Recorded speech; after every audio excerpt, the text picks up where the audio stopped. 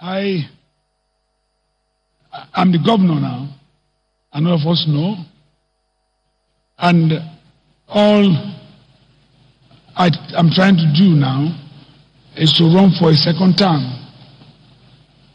Well, with the work I've done in the over 3.5 years since I've been here as governor of Ondo State, I believe that we've laid a very good foundation.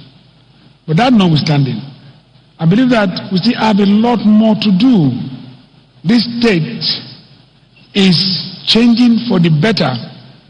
And since we started this change, I feel convinced that it is now a best interest of the state, it is in our best interest in Ondo State to have continuity so that a number of the work that we are set our hands on, we are in position to complete them.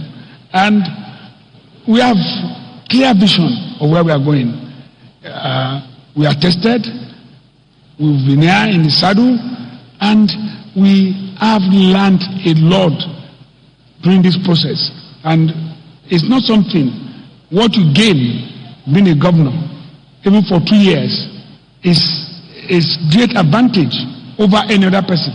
So for me, with this advantage, which is on our side, I believe that we should be able to at least serve this state one more time and at least take this state to the glorious height which we always had in our focus all the time.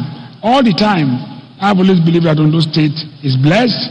We have everything, and yes, we needed very composed and focused leadership. And this, with all respect, and is not praising or trying to pick myself as if I'm the best, but with all respect, I believe that we have led in this direction, in a direction to ensure that Ondo State is on a better pedestal for the growth expected, because things are changing in the world and Ondo State cannot sit back. So Ondo State needs a leader that can at least be part at the forefront of its development with the experience it has garnered, so that you don't throw this away. And we have a lot of things we have put in place. How do we sustain it? The only way, sustainability, for me, the only way for it is continuity. I expect, for instance, in the first 100 days in office, that our air powder plant in Emurele should be up. I expect, for instance, in our first 100 days, that we should have had the port declaration and advertised for our port. I expect, for instance, that with hard work on the side, that within the first 100 days, there are roads that we have yet to complete. We should be able to complete the Idoka Road within our first 100 days, because it has gone to an advanced stage. There are other roads that we are working on that I believe we should be able to complete. So there are numerous things we need to do or that we are doing. Now have to have agroeconomy so that we not only grow what we eat, we only eat what we grow. So Ondo State must be involved in it totally. So that's why I believe that our focus, our target, our trajectory now is on agric and zero oil economy, and that will explain as we go along. Now, I have a private sector experience spanning my entire legal practice period. I have also a span of public service experience for just 7.5 years when I served as the Attorney General and Commissioner for Justice in Ondo State. I had the benefit of looking at what operates in the private sector and the public sector. I know things are not going too well, and I believe there's need for us to have a new phase and a new positive change. I believe the time has come for us to have a more holistic, honest, and practical view at governance. What I intend to do, by the grace of God, and why I think I should be considered, is one, because I intend to grow the economy. I know there are challenges in the health sector. I intend to confront it. Now, I do know that the health facilities in those states is not in a good shape. And in the last 3.5 years, we have suffered a reversal. the mother and child hospital, the free maternity services for our pregnant women, the high cost of Medicare is something that bothers me. I intend, by the grace of God, to have a new positive way to address things. In the educational sector, I know that our tertiary institutions are in a bad state. The university education has become too costly for our people in Ondo State. Our industry here is education. When we're in government as Attorney General, the cost of tuition fees is just 25,000 naira to 30,000 naira. As soon as this government came in, it was increased to 150,000 naira per each university student. Unfortunately, we are at the receiving end. I intend, by the grace of God, to bring this down and also ensure that we have jobs for our youth by engaging the private sector. I intend to deal with agri sector in a fresh, new way by taking a sense of our farmers and seeing what way they can increase their output. First, so that we can have food security. Secondly, provide employment. And thirdly, serve the industries which we intend to put in place. We know it's difficult for government to do it alone. We intend to engage the private sector in doing this. These are parts of why I think I'm qualified and competent to be there at this time. And I believe that governance is a continuous process. Whatever good things this government is doing, we'll continue with it and we'll improve on it. We'll bring new ideas and fresh ideas that will bring honesty into governance. Thank you, Shehu. How do you plan to raise the revenue of the state without increasing taxes? Thank you very much, Shehu. For any government, funding is quite key and important. Relying on federal allocation every time does not serve any purpose.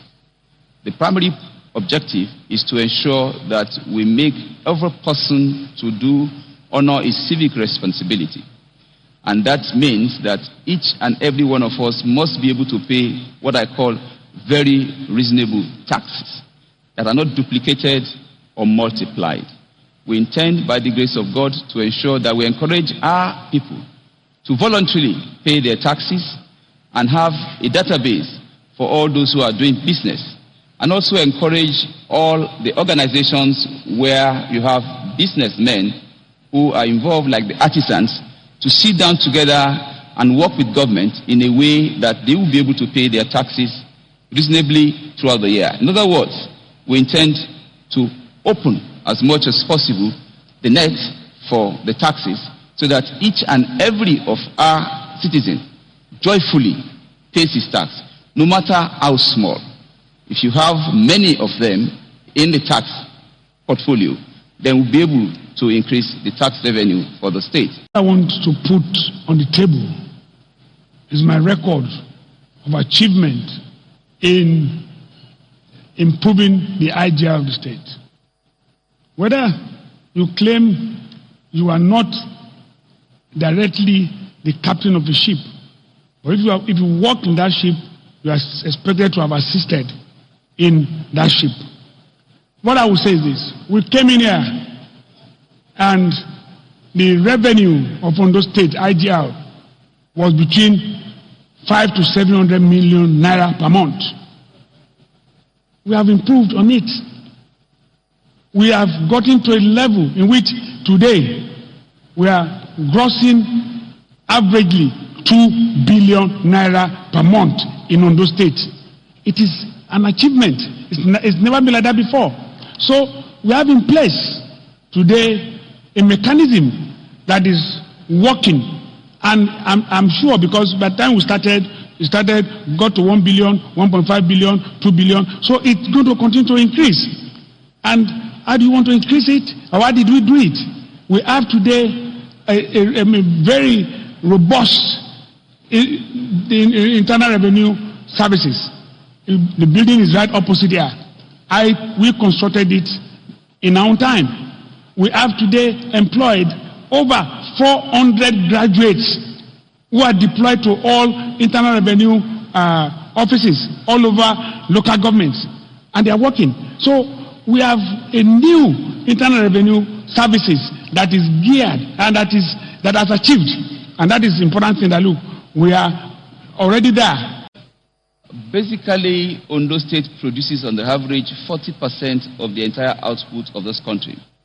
And this is because our farmers before now were encouraged to go into cocoa production.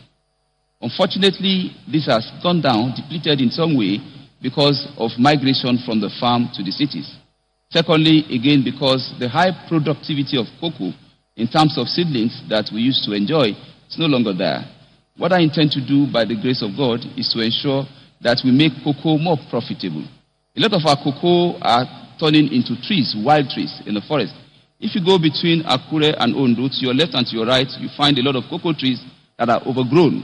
And you find a lot of them also already abandoned. What I think should be done, and what we intend to do, is to ensure that we also take a census of our cocoa farmers. Thereafter, we bring in new seedlings for them. I found from my experience and practical experience, I saw new trees of cocoa with their seedlings that are coming up just at the foot of the trees. And it now takes, on the average, lesser period for cocoa to grow. And I believe